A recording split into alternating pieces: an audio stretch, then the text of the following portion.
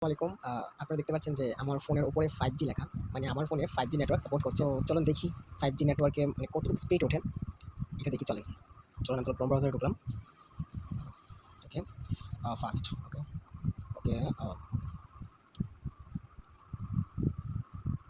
ওহ মাই god! 210 কত?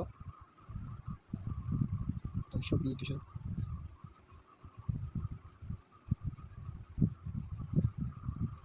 260, 270, 280। দেখি মানে মানে এ পর্যন্ত আপনার 280 মানে হাইয়েস্ট উঠেছে। চলুন আরেকবার দেখি, হ্যাঁ? আমি কিছুক্ষণ আগে দেখেছিলাম প্রায় 300 র উপরে বা 360 মানে গেছে। দেখি এখন কত ওঠে।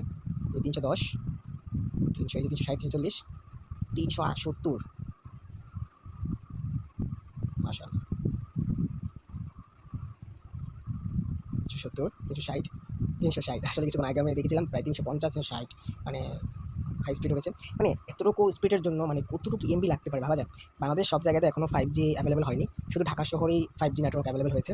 তো এই যে দেখতে পাচ্ছেন যে কতটুকু স্পিড উঠেছে। এতটুকু স্পিড চালাতে হলে যে কী পরিমাণ এমবি লাগবে, মানে সাধারণত আমাদের এলাকায় 80, 90, 100 পর্যন্তই প্রচুর এমবি টানে। এটার জন্য যে কীরকম এমবি টানবে আল্লাহ ভালো জানে। আচ্ছা ঠিক আছে। আজকে ভিডিওটা এই পর্যন্তই। আল্লাহ হাফেজ।